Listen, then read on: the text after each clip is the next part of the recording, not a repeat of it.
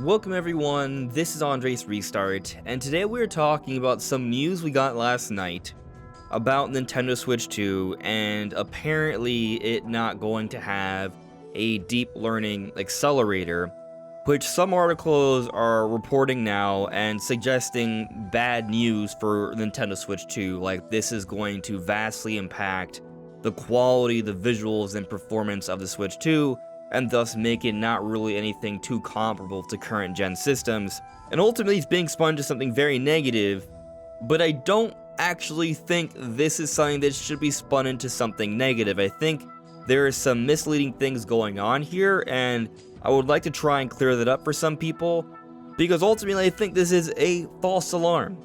We have reason to think that Switch 2 is going to deliver the goods. Now, is it going to be as powerful as a PS5?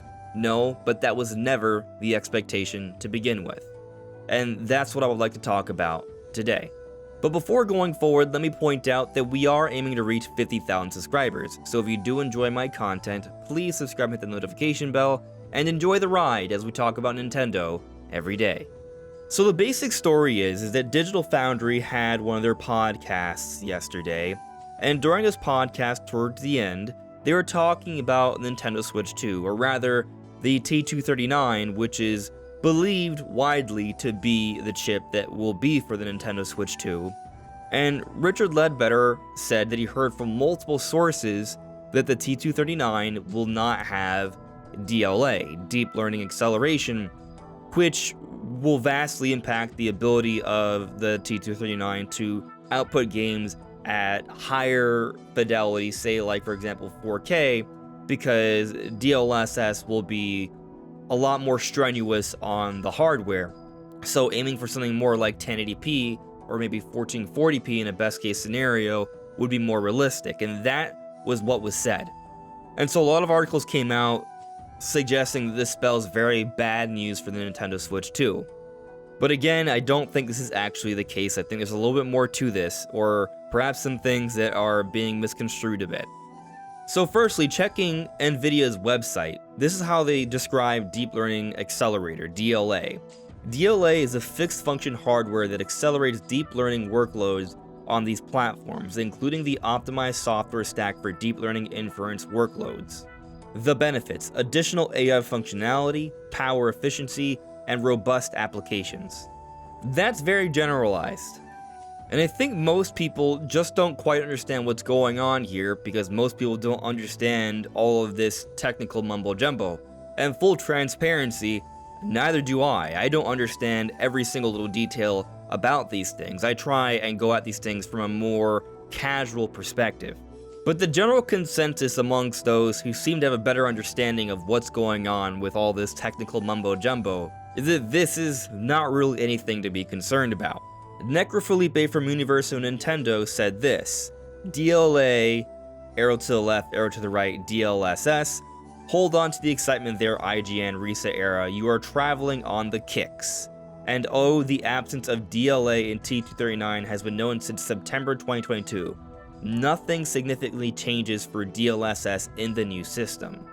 So my interpretation of this, where he puts DLA, arrow to the left, arrow to the right, DLSS, is that these are two different things, and they don't necessarily have to be tied to each other. And also, more clearly, that this conversation we've been having about the power of Switch 2 and what it can do in the different reports, DLA was never really a part of the equation here, at least for the last year. But also Nate Drake on Fanaboards, you may know of him as Nate the Hate on YouTube, did say something to speak to this as well, although didn't give a lot of detail, but I'll go ahead and just check it out here. Nate was asked about his recent podcast having anything to do with DLA being a non-factor, and his response was, "We record this well in advance of the DLA nonsense. We'll evaluate the need to discuss the DLA topic as something for next week, and maybe it'll shed a little bit more light on the RTX topic we discussed today with additional detail." So nothing super substantial was said there, but it does seem it was at least hinted at that all this DLA conversation that's happening right now is nonsense and perhaps should not be taken so seriously. In other words, this is more of a false alarm. These reports are perhaps a bit misleading here. And ultimately, this is a rumor. It's something that was heard from somebody. And really, it's not anything more substantial than what we heard from Video Games Chronicle and Eurogamer, and also Nate the Hate about the Gamescom tech demos. I would say that's far more credible information. And I'm not saying both things aren't true. I think this all can be true.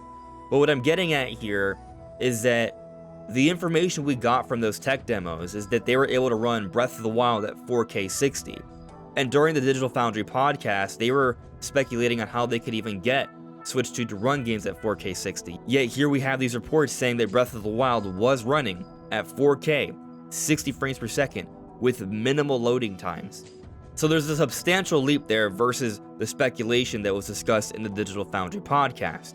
But then also we have the reports of the Matrix Unreal Engine 5 tech demo, where we saw ray tracing and actual ray reconstruction, where nvidia minimizes the denoising artifacts to ultimately deliver ray tracing that's better than what we see elsewhere. And what's been said about the ray tracing, those simulated real-world lighting effects in this Matrix tech demo suggesting the abilities of Switch 2, is that it was better than the initial tech demo that was showcasing the abilities of PS5.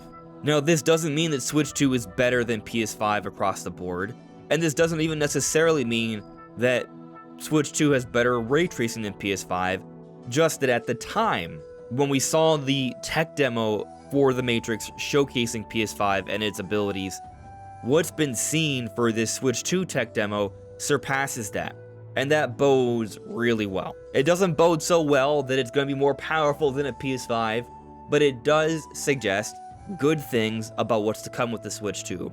When we hear rumors about maybe Monster Hunter coming out on the next system, when we also factor in that Call of Duty is coming to the next system, we know that based off the recent deal made between Microsoft and Nintendo for 10 years of Call of Duty, substantial third-party games are in the works for Switch 2, and we're already getting some substantial third-party games on Switch, but they look kind of blurry and perhaps are not so exciting. I think the gap there is going to be greatly reduced, and a lot of the conversation has been about Switch 2 being something that is going to output visuals that we'll perceive as something substantially better than a PS4 or a Steam Deck, and something that will more closely rival an Xbox Series S. That's kind of like the conversation. It's a lot of speculation.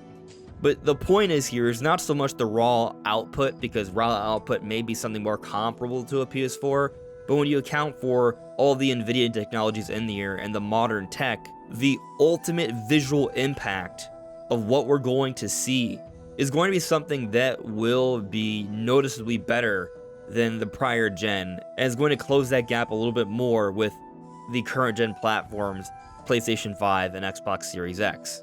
In other words, Nintendo games are going to look insanely good, and the third-party games, they'll be more common, and they won't look as bad as the ports we saw on Switch, which is good news. It's exciting to hear, especially for a handheld device that has the option to go into home console mode. In short, don't worry about these recent reports about Switch 2 not having good power. It's all relative, and good things are coming from what we understand. Of course, temper your expectations. This is a hybrid device, not a home console, but it's going to be one heck of a hybrid device. Anyways, everyone, this is Andre's Restart. Thank you so much for listening and watching, and I'll see you all really soon. Take care. Bye.